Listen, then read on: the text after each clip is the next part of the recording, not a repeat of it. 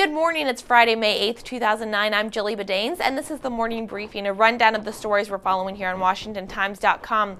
President Obama presented Congress with the details of his $3.5 trillion budget yesterday, but a little detail has groups on both sides of the abortion debate up in arms. He called to end the ban on publicly funded abortions here in Washington, D.C., angering the pro-life side, but yet he didn't overturn a national ban on federally funded abortions as pro-choice groups had hoped.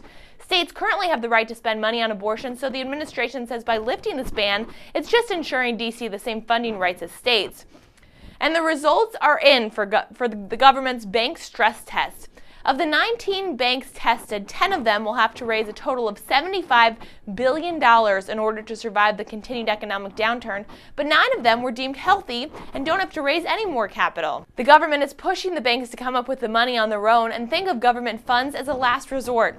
In fact, if they do look to Treasury for the funds, there will be a threat that the government will remove the bank's manager. So you've got a college degree, maybe even a master's. Think you can find a job? Well, many here in Washington, D.C., even with those kinds of qualifications, are finding their best options are unpaid or low-paid internships. What used to be the role of purely undergraduate student is now being populated by many older people with graduate degrees and work experience who can't find full-time employment because of the tight job market.